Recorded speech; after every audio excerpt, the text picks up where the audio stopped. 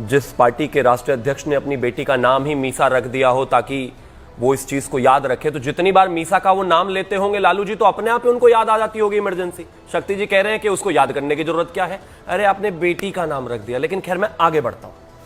50 साल जो इमरजेंसी के हुए, आप देख लीजिए, 1,40,000 लोगों को जेल डाला, 1,20,00,000 लोगों की नसबंदी कर दी, ऑपोजिशन के सारे लीडर, पंडित अटल बिहारी वाजपेयी जी से लेकर चंद्रशेखर जी से लेकर मुरली मनोहर जी से लेकर सबको जेल में डाल दिया।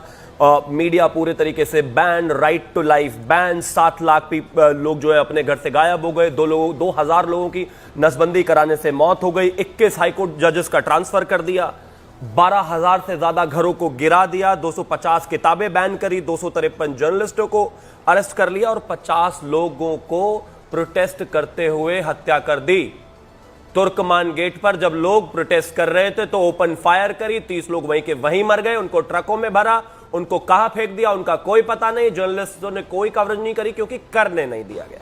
ये कहते हैं याद क्यों करना चाहिए। एक चीज कहना चाहता हूं, इंदिरा गांधी का सम्मान कहना चाहता हूं कि वो उस देश की पूर्व प्रधानमंत्री रही, उनका सम्मान करते हुए कहना चाहता हूं कि उन्होंने हत्याएं करवाई, वो संविधान के हत्यारिन थी, लोगों की भी हत्यारिन थी, और ये देश तो मानता ही है, देश के साथ साथ उनके अपने लोग भी मानते हैं।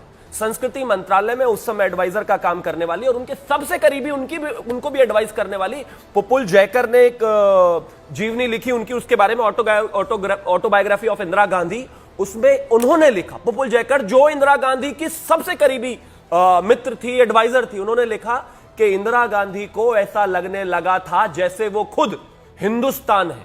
उनमें हार की इनसिक्योरिटी और जिस तरीके से इलाहाबाद का एक निर्णय आया था उसकी इनसिक्योरिटी इतनी ज्यादा बढ़ गई थी कि उन्होंने निर्णय लिया। अघोषित इमरजेंसी जो ये कहते हैं, मुझे लगता है इनको इमरजेंसी का सेंस ही नहीं हो रहा। मैं तो कहता हूं, रूबिका जी अ प्रिंसेस रिमेंबर्स में जयपुर की महारानी गायत्री देवी ने लिखा है कि इंदिरा गांधी उनके खूबसूरती और ग्लैमर से एक जलन रखती थी, जलन का भाव रखती थी, इसलिए उनको और उनके भाई भवानी सिंह को मुंबई अस्पताल से उठाकर गिरफ्तार करा लिया और उसके बाद उनसे इमरजेंसी के समर्थन में चिट्ठियां साइन करवाई, उनसे इमरजेंसी उनका राजनीतिक करियर खत्म कर दिया। और फिर इमरजेंसी में जा रहे हैं। मैं बता रहा हूं आपको, इस वक्त अगर अघोषित इमरजेंसी होती और आप ऐसे खूबसूरत जो अभी लग रही और प्रधानमंत्री इंदिरा जी होती और उनको पसंद नहीं आती तो आप जेल चली जाती अभी तक।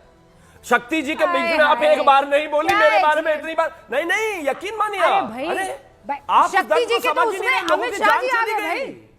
प्रधानमंत्री कुर्सी पर बैठी हुई महिला दूसरी महिला से अगर जलती थी किसी महारानी से तो उसको जेल डाल दिया। पंकज जी, मतलब ये मैं नहीं कह रहा हूं, ये सब इतिहास कह रहा है इस देश का।